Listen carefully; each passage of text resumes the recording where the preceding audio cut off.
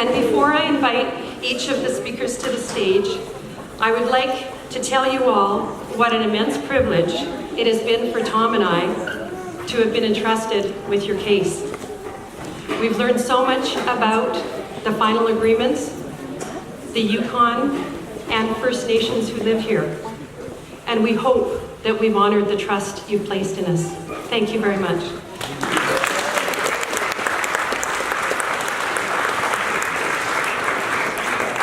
And I'd like to welcome our first speaker. She's going to take a second to get over here to the stage. Chief Roberta Joseph at the Trondeck-Witchen First Nation. Chief Roberta.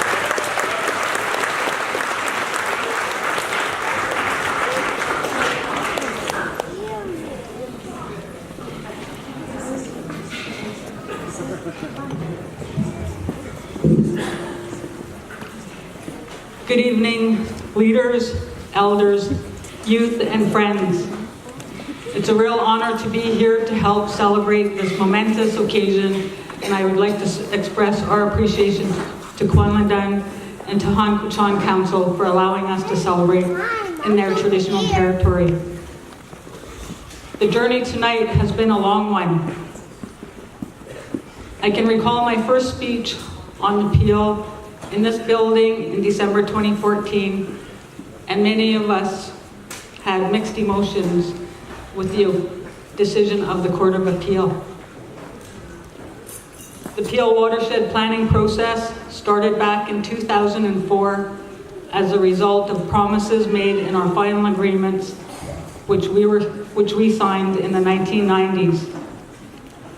For years, the Peel Planning Commission worked with Yukoners to develop a vision for the Peel plan that was fair and took into account different perspectives and values. Their work concluded a final recommended plan in 2010. This plan was short-lived when it was demoted by the Yukon government of the day, who proposed their own plan and their own set of planning principles. That action did not stand well with our First Nations, Yukoners, and our partners who joined us in this fight for democracy, for the honor of our agreements, and for the Peel land use planning region. This journey took us all through the legal course in 2014, and here we are nearly 4 years after confronting 3 courtrooms, countless hours of meetings, and thousands of expressions of support from our people and many others. One of my elders always reminds us that we are a resilient people. Yukoners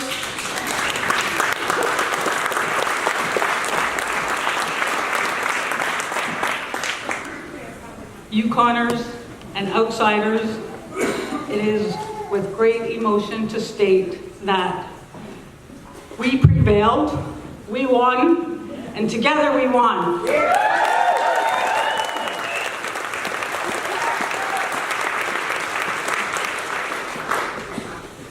To reiterate my expression following the Supreme Court of Canada, this is a victory for the Peel Watershed, the integrity of our final agreements. This is a victory for everyone who believed in the collaborative planning process described in our agreements.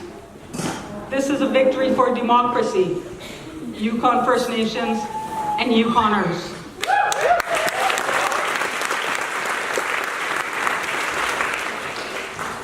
There are so many people who made this victory happen. It's nearly impossible to name everyone, but I'll try and do my best. First of all, I would like to thank God for answering our many prayers. Masicho to our past leaders who are thinking ahead when they presented Together Today for Our Children Tomorrow to the federal government. Your great vision and work is always in my heart. Elijah Smith, Harry Allen, and the many leaders who worked with them. Angie Joseph Rear, Peggy Carmody, are a few of my past chiefs and are here this evening as well. Percy Henry was unable to attend, and they were all a part of that journey, and we can never forget what those leaders paved the way for us.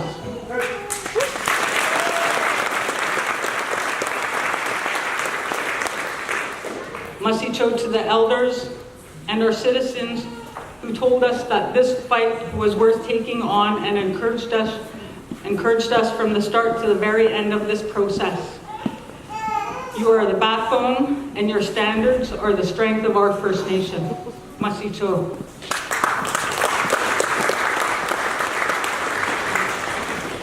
Masicho to our former chief, Eddie Taylor, and his council for their leadership in the beginning stages of this battle.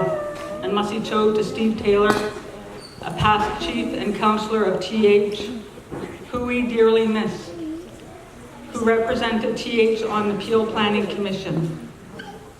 A special Masicho to our partnering First Nations for standing up for the Peel and our agreements. Chief Mervyn and his community, Nachonayak Dun, Chief Bruce Charlie, his community, and Batat Kujin, Yukon Conservation Society, and the Canadian Parks and Wilderness Society.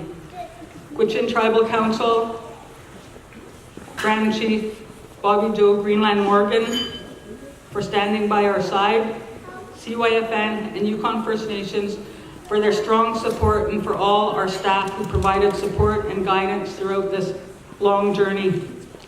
Together we are stronger. Moving forward together in our partnerships made this all possible. A huge debt of gratitude to well-renowned Thomas Berger, who my people and myself have high respect for, and his great legal team, Marty Roslin, who I've come to know and have great appreciation for her support and passion for First Nation issues. And as a part of their team, Micah Clark, who assisted them with this case tremendously. This celebration wouldn't be possible without their great work.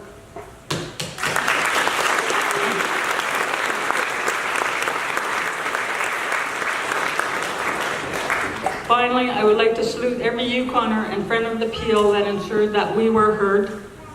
Moving forward together through this journey, your passion and determination made a great difference. Our agreements and the Peel Watershed is important, and you were unrelenting in that message for years.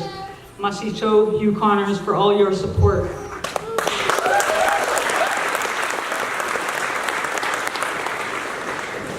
I'd like to express our appreciation to Premier Silver and his government for standing up to their promise to consult on the recommended plan and for demonstrating good faith on the next steps with our First Nations. We can never forget this experience and how many lives were affected and touched through the course of this journey. Our efforts today are not just for us. Our actions as responsible decision makers, leaders, and communities. As I said before, the way we manage our natural resources, traditional territories for our Yukon today, we need to always be thinking 7 generations into the future. We need to leave a legacy for them, for the Peel region, and we need to leave in a way that they can appreciate it, that we appreciate it today. We need to think about evolving issues in our environment, such as climate change, and to continue to move forward together by creating a healthy balance between our environment, our traditional values, objectives, and sustainable development. The judgment of the highest court and law in this country clearly communicated that our final agreements are essential to that collaborative efforts and adequate consultation should be worked on in good faith to form reconciliation and respect for them. Our final agreements have benefited the Yukon as a whole. They are protected under the Section 35 of the Canadian Constitution, and they need to be seriously honored and implemented in a partnership to ensure that First Nations, our society and industry are benefiting without chaos as we move forward together in the future. But for now and for tonight, let's celebrate knowing that you carried the day. Our Yukon is a better place today because you would not tolerate a closed mind or a closed ear. Masi cho and enjoy your evening. And just before I close, I would like to present gifts to a few people on behalf of Trondikwichin Council and citizens. Masi cho.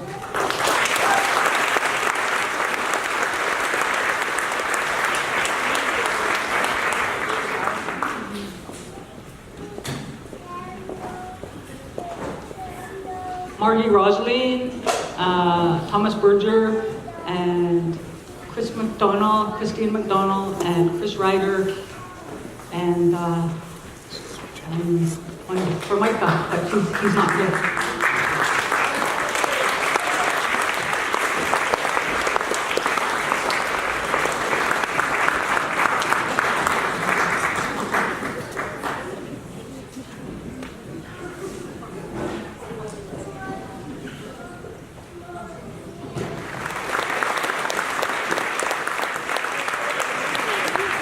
Thank you very much, Roberta. And next up, we have Chief Bruce Charlie of the Untitled First Nation. Bruce?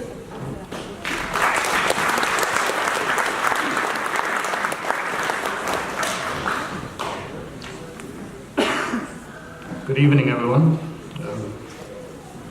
I would like to first acknowledge our presence within the traditional territory of the Kwanlin First Nation and the Trondikwichin Council First Nation, and for welcoming us to host this celebration here.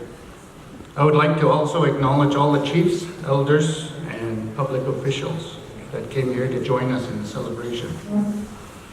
We are here tonight, of course, to celebrate the Supreme Court of Canada's unanimous decision. That decision sets a national legal precedent on how the final agreements that our past elders entered into with the Crown must be respected and implemented in an honorable way.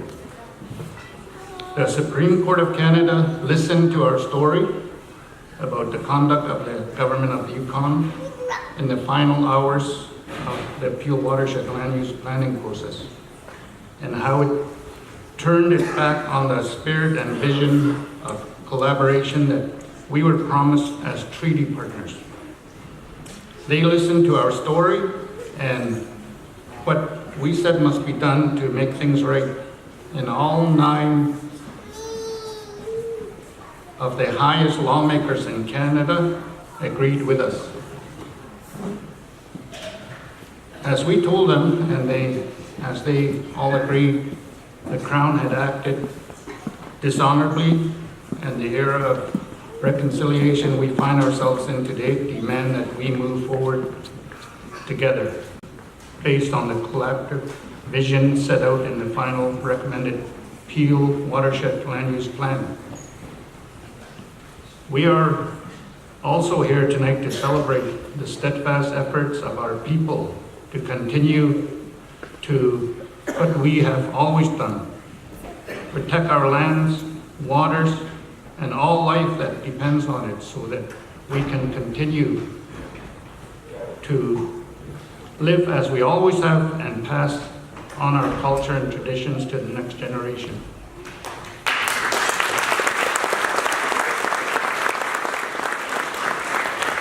When faced with the threat of a land use plan that would undermine collaborative management and sustainable use of the Peel Watershed, we came together to ensure that we had the last word as Quichin, Trondikwichin, and Nachonaik done as Yukoners.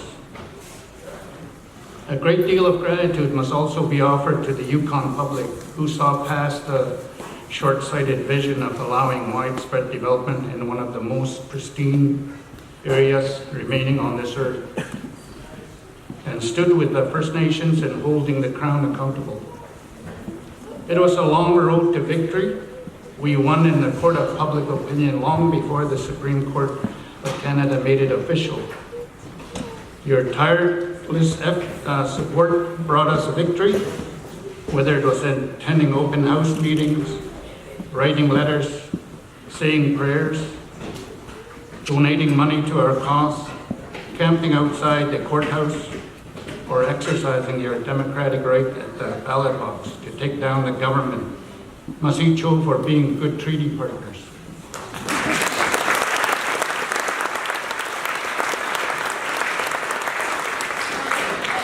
There are many people who I would like to say Masicho to. Masicho to our neighbors and relatives. Chanda Kwichin, Nacho Naikdan, the Kwichin Tribal Council, and you took up the responsibility to fight and to protect the Peel. It was an honor for the Untitled First Nation to join you. Masicho to our strong allies from the Yukon Conservation Society and the Canadian Parks and Wilderness Society, who also took up their responsibility to fight to protect the Peel. Your tireless effort and dedication from day one was critical to our organization and success. That you are the first conservation organizations to ever be co-plaintiffs to First Nations in a court case all the way up to the Supreme Court of Canada is a badge of honor that you should wear proudly. Thank you.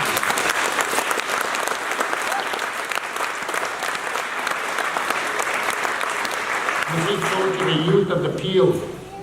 While the Peel Watershed was at stake, these incredible young people reconnected with the land and waters and used it as an opportunity to educate the world about how we can have positive and healthy relationships with our environment.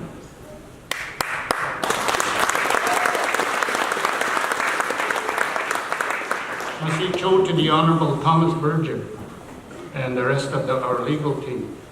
You helped us to tell and translate our story to the courts in a way that they truly heard what we had to say.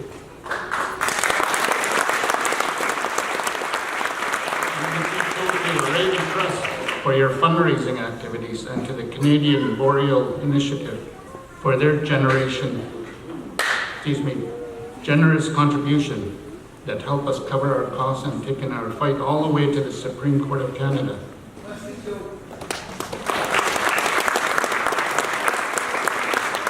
Last but not least, Masicho to Premier Sandy Silver and the commitments of your government to act honorably and collaboratively implement the final recommended land use plan. I agree with the Supreme Court's decision I agree with you that the Supreme Court's decision is a victory for Yukon and that the Peel has come to signify so much more than just a land use plan. It has been about a territory coming of age. Over the coming months, we look forward to moving forward together in the spirit and vision of collaboration set out in our agreements and confirmed by the Supreme Court of Canada. We have an opportunity to show Yukon and the world that we can work together to protect special places like the Peel Watershed for our present and future generation. We will always be stronger working together. Thank you very much.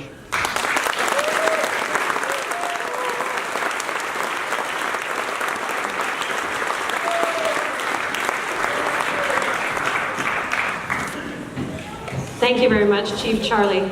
Next, I'd like to welcome to the stage Chief Simon Mervyn of the First Nation of Nachanai Dun. Chief Mervyn.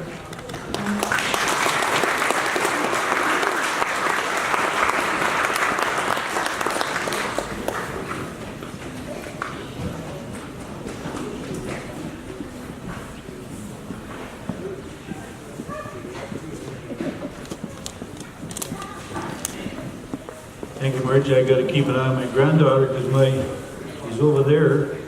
She probably want to come up and say something. But you know, First Nation of Nachanai cannot express our gratitude to you people of Canada, Yukon, Northwest Territories. for your support through these trying past few years. But nonetheless, we've accomplished what we set out to do. And that was, I'm a fellow that shoots from the heart, but I was told to bring this up and make it short and sweet. Today we gather here in Whitehorse to celebrate a victory in which the highest court in the land upheld our treaty rights. The victory represents 9 years of hard work by many people who are here with us today. Legal teams, First Nations staff, volunteers, youth and not-for-profit partners. By working together, we have for now protected the Peel Watershed. It was a long, hard fight, and in many ways, a true test of strength for our treaties. It is unfortunate that we had to take this route to gain a collective understanding of our treaties. But I believe that by gaining clarity, we will build a strong relationship. This is illustrated by Premier Silver's willingness to abide by the High Court's decision. Masicho for that. Government needs to roll up their sleeves and get to work on the land use planning process envisioned by the treaties. The land use planning process has been stalled for too long, and our time and resources need to get back on the implementation track. Our work is not done. We all still need to be vigilant in our respective jobs, whatever those may be. We need to think about the true winner in this fight. The pristine environment of the land and waters of the Peel Watershed. We need to make sure that we build a land use plan that is protective and ensures the integrity of these lands and waters for many generations to come. The fight over the use of the Peel Watershed is not over. Conflicting land use interests in this area have not gone away, and we will have to be sure that we have our culture and our traditional knowledge well understood to convince the process that the highest level of protection possible in this area is a goal worth striving for. Everyone makes a difference in this fight, and everyone can still make a difference in the development and subsequent implementation of the plan. We believe that each of us has the responsibility to Mother Earth, to the spirits of our ancestors, the lives of our children and grandchildren, and the plants and animals that will sustain them into the future. We cannot take the responsibility lightly. We need to get to work. And it's clear. First Nations stance on protection of the environment. The environment is not for sale.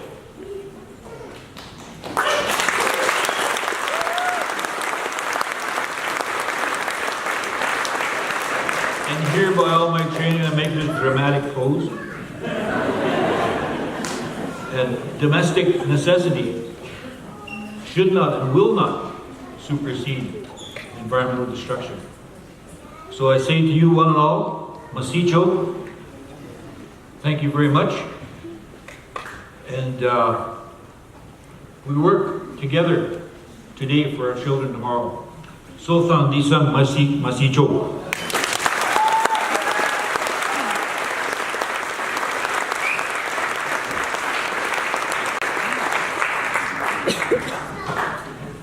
Thank you very much, Chief Mervyn. Well, you have now heard from the three leaders of the First Nations who were the plaintiffs in our case to the Supreme Court of Canada. You will now hear from the leaders of the two environmental organizations that work by their side. First up, I'd like to ask Chris Ryder, the Executive Director of CPAWS Yukon, to the stage. Thank you.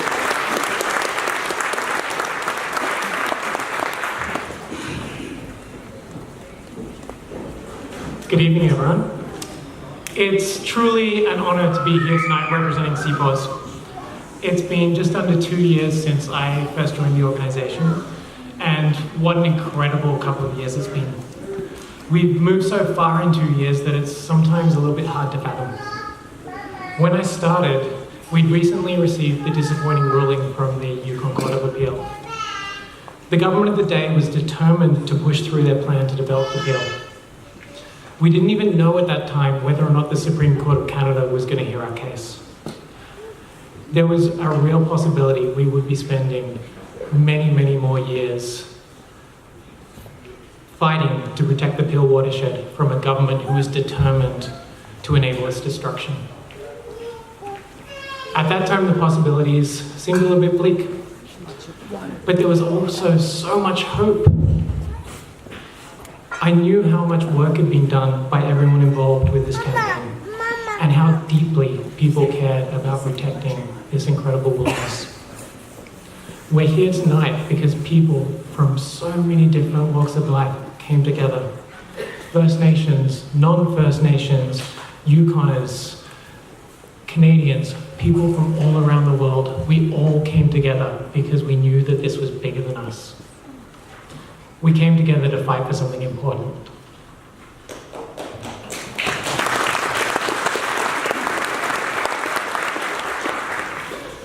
In this room, we have environmentalists, adventurers, trappers, hunters, and politicians. Some of you are people who have no interest in setting foot in the wilderness, and some of you will never, ever have an opportunity to go into the Peel Watershed. Yet here we are. Some of you work in the mining industry. Some of you come from all walks of life, and it's incredible to see people come together in this way. You came together because this is so important. You volunteered, you donated, you wrote submissions and you wrote letters to the editor. You attended rallies, you attended consultations and ceremonies. You showed up for endless events and meetings. And I just want to say to everyone here, thank you. This is down to you.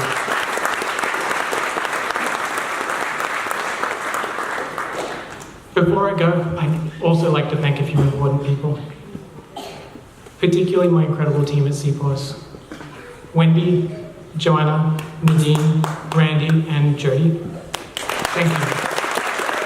It's a privilege to work with all of you today. I was going to ask everyone to give them a round of applause, but you've already beaten me to that.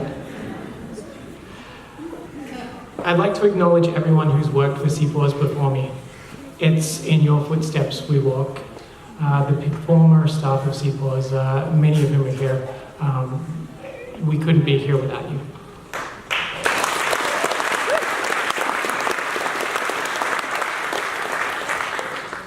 Thank you to the team at the Yukon Conservation Society, and thank you so much to all of our First Nation partners, to Trondheim, to Nachunagdan and Guntuk.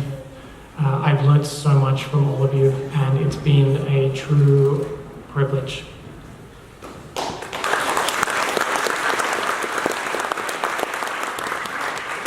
I'd like to close by handing the rest of my allocated time over for something that I think is a little bit special. Recently, I've been reflecting on the fact that I'm able to speak to you today because nearly a decade ago, former CPAWS Executive Director Mike Dane had the vision to get one of Canada's best lawyers to represent us to protect the Peel Watershed. Without that vision, we may not be here today. As many of you know, Mike Dane passed away in 2012, and so it's a true honor for me to be standing here finishing a journey which he started.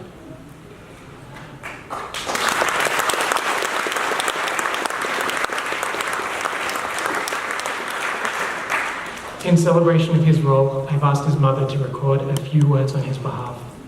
And it's my honor to present to you Mrs. Maxine Dean. Thank you.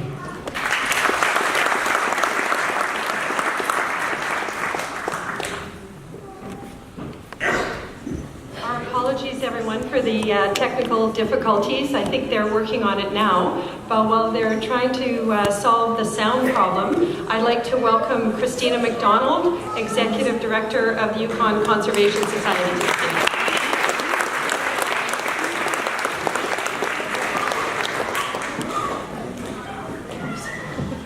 Thank you, Margie, and good evening, everyone, and welcome. The tough Yukon spirit is alive and well tonight in this hall. Spit can bounce out here, but you're all in here warming this place up. So my name is Christina Mcdonald. I'm the Executive Director of the Yukon Conservation Society, which turns 50 years young this year.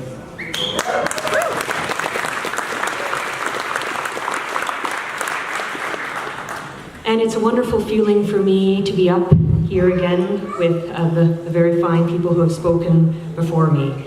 And it has been an honor to represent the Yukon Conservation Society for close to 4 years now.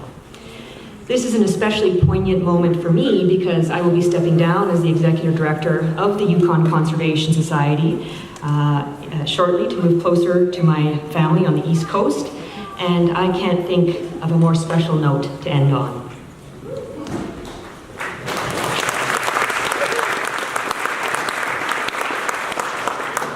4 years ago, the Yukon Conservation Society had an important decision to make. The Peel land use planning process had been taken off the rails, and without intervention, the government of the day was going to open the majority of the watershed to development. Court action was needed. Was YCS, a small non-profit organization, prepared to take on that liability? Mary Whitley was chair of the board of the Yukon Conservation Society at that time, and she's asked me to read something on her behalf as she isn't able to be here tonight. And her message is as follows.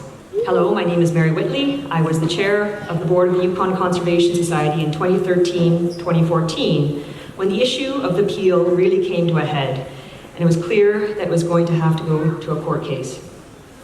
With that in mind, there was a very important board meeting at which all the members of the board gave their assent to YCS continuing with the project of taking this very important issue to court. And I would like to recognize those brave board members now. They were Nick DeGraff, David Neufeld, Sean O'Dell, Megan Christie, Bonnie Burns, Lee Carruthers, Roy Jansen, Joshua Hunt, and Jerry Couture.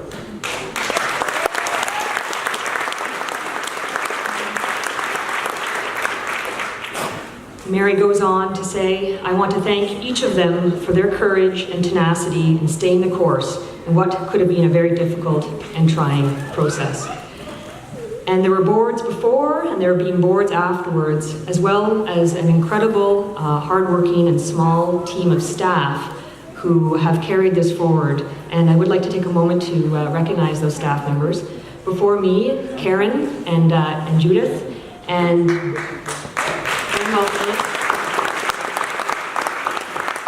worked very closely with Mike Dane.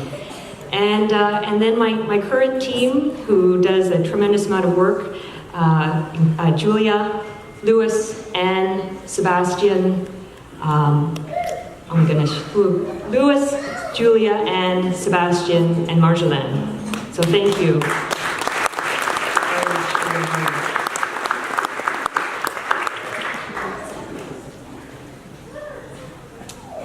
It was a big decision, but I think in many ways it was probably an easy one for the board that night because it was of such obvious importance to you, the people of the Yukon. You said, we cannot allow this to happen to the sacred Peel Watershed. We cannot allow this to happen to democracy. So we dove in, YCS dove in, and we linked arms with the Canadian Parks and Wilderness Society Yukon, and we linked arms with the First Nation of Nacho-Nayak-Dun, Trondit-Wet'chin, and the Vuntut-Gwitchin First Nation, and with the support of the Council of Yukon First Nations and the Gwitchin Tribal Council, we took the fight all the way to the top.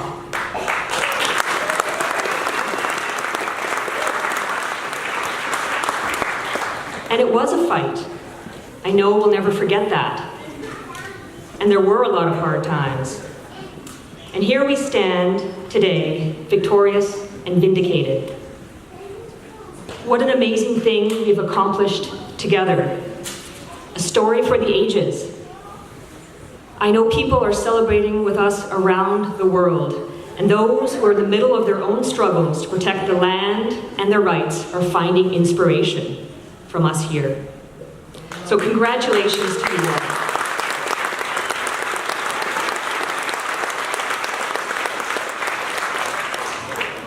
Now, there is still lots of work ahead, First step is consultations, and then implementation of the final recommended plan.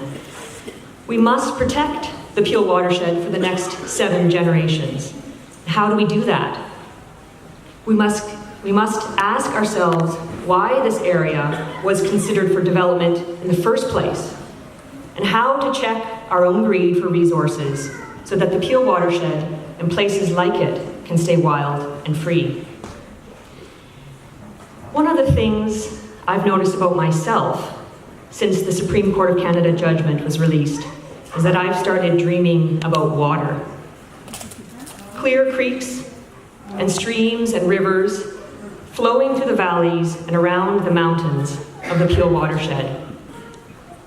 I take this as a very good sign, a release from the fear of what could have been lost, and an opening up to the possibilities before us.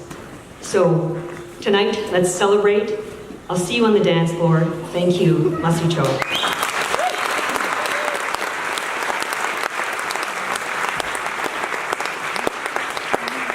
Thank you very much, Christina. And now taking center stage up on the screen to my left is Mike Den's mom. Hi, I'm Maxine Dane, Mike Dane's mom. Our family rejoices with all of you over the legal victory for the Peel Watershed. This victory was nourished by the imagination, determination, and plain hard work of a coalition of First Nations, environmental groups, and a lot of the 30,000 square pegs that make up the Yukon. Save the Peel became the rallying cry, and rally you did behind Mike and his convictions. Mike was good at building coalitions, maybe because he was so interested in people. He had charisma. Every time he went out for a walk, he came home with a new friend. That's useful in politics. Mike loved all the outdoors, but the Peel seized his imagination. Once he decided that preserving it was a possibility, and at the beginning, almost nobody thought it could be done, he dedicated the rest of his life and his work to saving the Peel. Mike argued, cajoled, persuaded, and agreed to disagree with any contact he was able to make. And slowly his name and mission became known. Along the way, there were small victories and huge disappointments, but the cry of "Save the Peel" helped to keep everyone focused. Mike worked as long as he could, and when he had to stop, he felt he'd made a good, lasting footprint on the road to success. So, partly because Mike truly believed it could be done, and put all of his considerable know-how and energy into the project, it is done. The Peel Watershed has been respected and preserved by and in law for now and in time to come. Mike showed us that for a prize like the Peel, we can fight the moneyed interests and win. Thank you, Mike. And thank you, CPAWS, for honoring his legacy. Thank you so much, Chris Ryder, and your colleagues at CPAWS for bringing Mike back to us tonight.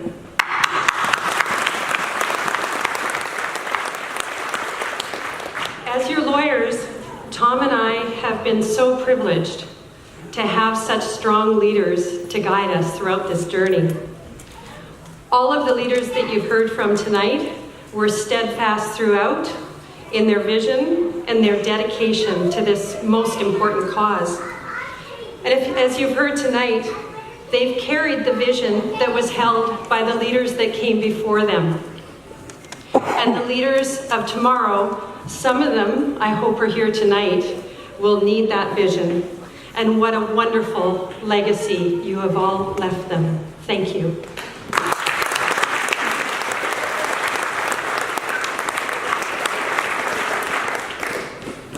Next, I'd like to call on the Chief of Tetlitquitchin Council, Wanda Pascal. Wanda?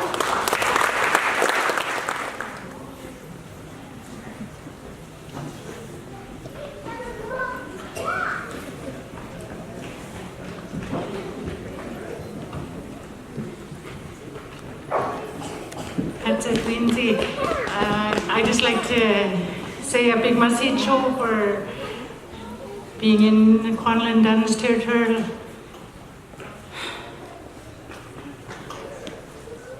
country. Anyway, I'm a little bit nervous here. I thought I was going to say this straight from the heart, just from the history I know about the Peel River watershed. My name is Wanda Pascal.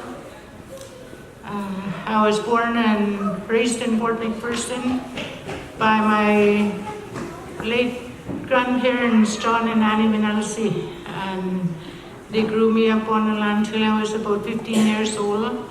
From there I started going back to school. And I traveled all around the country, and I had the privilege to travel up the Peel about 5 times. And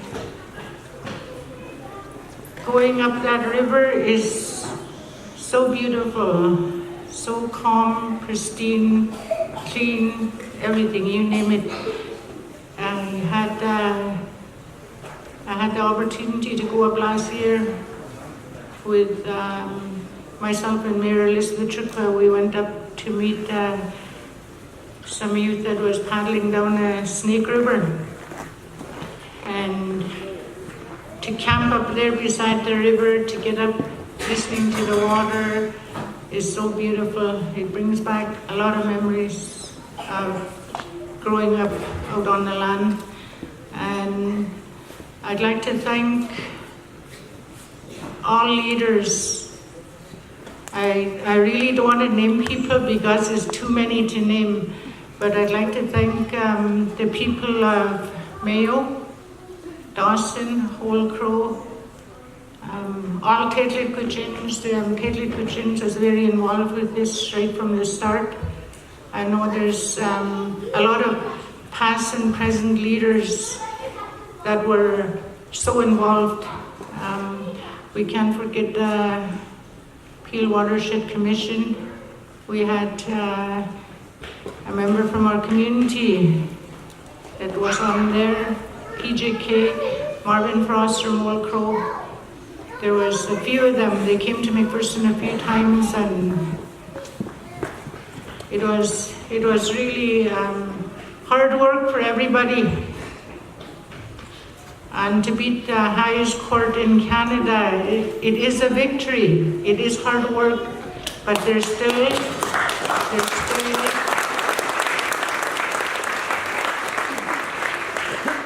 a lot of work to do. I'm halfway into my term now, and this victory came about, and I know there's going to be lots of more work to do. And one of my accomplishments I came across is talking to youth that paddle down the Peel, not only from McPherson, from Sigetchik, from Mayo. I talk to them, and just the glow on their face, you know where they've been. Some of them say they didn't want to come by, so now you know they're connected back to the land where they came from. And it's so amazing because I go into the school back in McPherson, and I talk to the kids. I talk to them out on the road about protecting the Peel, how important it is. And it is sad for some of them. I have a lot of stories to tell. I was talking to a couple of leaders, and they told me to give a little bit of history background from Tedlidge. And in 1820, they said that our people started coming down and trading with the northern Shoshone people. 1839, that John Bell, I guess most of you heard of him, he came up the Peel and ran into Tetlicutchins around Trail Creek area. And Trail Creek is where my biological dad campus, and Robert Lexi Sr. is my biological father, and he too worked a lot on this Peel River watershed. 1848, Fort McPherson was established above where we are now, and that's Old Fort, and that's where 1898, when the gold was discovered in Dawson, that's when people started traveling through McPherson, going past up towards Dawson, and our people, the Tetlicutchin, gave them meat and fish for their journey on. And 1911, that's when Chief Julius, our past chief, showed up in Fort McPherson. He came down the Peel from the Yukon. And 1921, when the treaty was signed, July 28, 1921, that's when the last two skin boats came down the Peel. That's how they used to travel down the Peel from the head of the Peel. They used to, I believe they used to sort at least 10 to 12 moose skins, and families used to pass